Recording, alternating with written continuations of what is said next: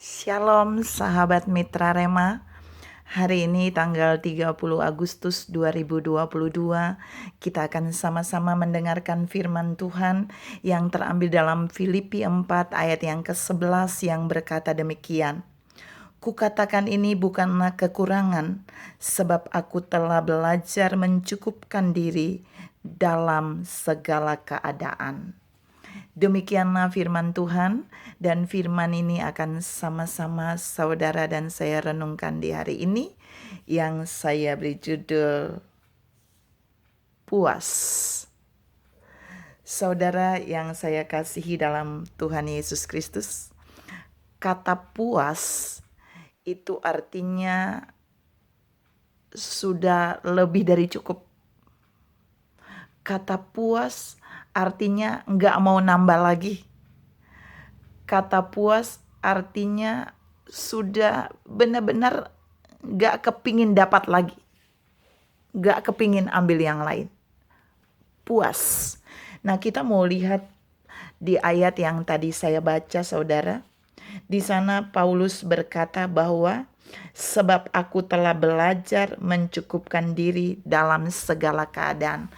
Kata belajar mencukupkan diri itu kalau dalam terjemahan bahasa aslinya itu puas. Jadi kalau saya terjemahan bagian ini, Paulus berkata bahwa dia puas dengan segala keadaan yang dia alami. Jadi apapun yang Paulus alami, dia puas. Dia nggak merasa kekurangan, dia nggak merasa terlalu berlebihan, tapi dia puas. Kita mau lihat, saya punya 3 poin yang mau saya share tentang kata puas ini. Sebelum saya masuk pada poin, saya perlu menyampaikan buat saudara bahwa seringkali saudara dan saya baru sampai di titik puas kalau kita sudah mendapatkan hal yang banyak banget. Tapi berbeda dengan Paulus. Dan ini mau kita lihat 3 poinnya, saudara. Jadi poin yang pertama, ternyata Paulus bisa mencukupkan dirinya, bisa puas dengan keadaannya ketika dia ada di dalam hal kekurangan. Ini sulit loh, saudara. Paulus bilang di ayat yang berikut, Filipi 4 ayat yang ke-12, dia tahu apa itu kekurangan, apa itu kelimpahan. Jadi, tapi dia tetap pegang ayat yang ke-11 itu bahwa dia belajar mencukupkan diri dalam segala keadaan. Maksudnya apa? Yang pertama, poin 1. Paulus akan puas jika dia mengalami kekurangan. Kok bisa ya? Maksudnya apa? Ketika Paulus ada dalam masa-masa kekurangan, Paulus akan merasa puas atau cukup. Berapa banyak ketika saudara dan saya ada di dalam masa kekurangan, kita seperti orang yang tidak tahan di dalam kekurangan.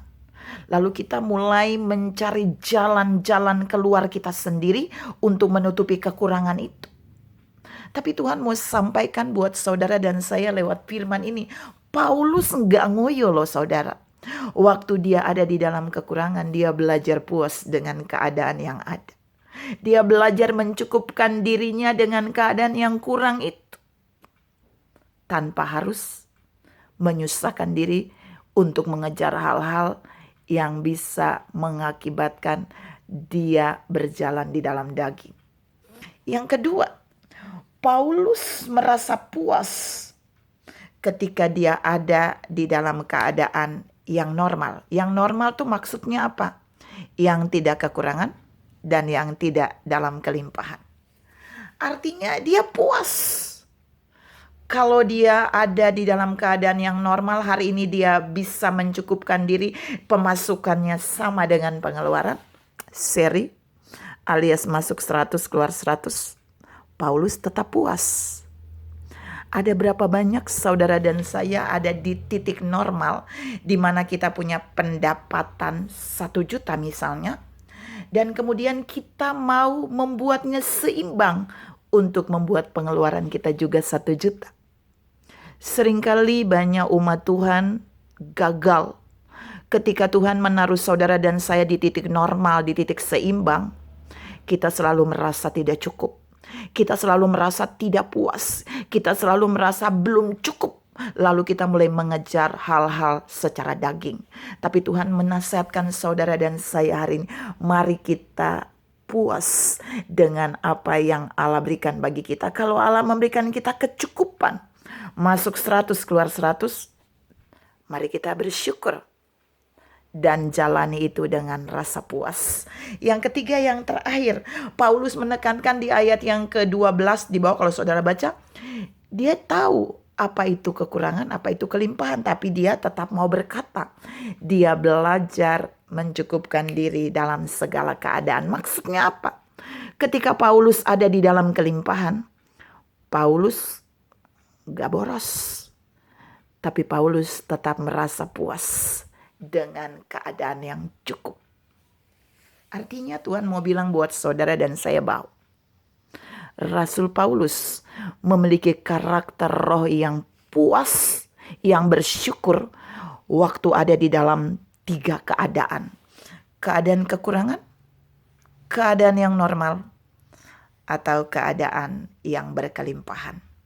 Saudara yang saya kasihi dalam Tuhan Yesus Kristus, waktu saudara dan saya menjalani kehidupan ini, terkadang 3 bagian ini juga terjadi dalam kehidupan kita. Tapi apakah kita bisa meneladani Rasul Paulus? Dalam keadaan kekurangan dia masih tetap berkata cukup dan puas. Dalam keadaan normal dia tetap puas. Dalam keadaan berkelimpahan dia tetap puas. Merasa itu cukup. Artinya tidak euforia dengan kelimpahan itu. Mari lihat hidup saudara dan saya. Mari lihat setiap berkat yang Allah percayakan di tangan saudara dan saya. Mari lihat semua jenis berkat yang Tuhan berikan bagi saudara dan saya. Dan belajarlah untuk puas dengan apa yang ada. Sehingga dalam keadaan kekurangan, dalam keadaan normal, atau dalam keadaan kelimpahan, saudara dan saya akan tetap merasa puas, tetap merasa cukup, dan tetap bisa bersyukur atas semuanya. Tuhan memberkati saudara berlimpah. Salam selalu puas dalam segala keadaan. Amin.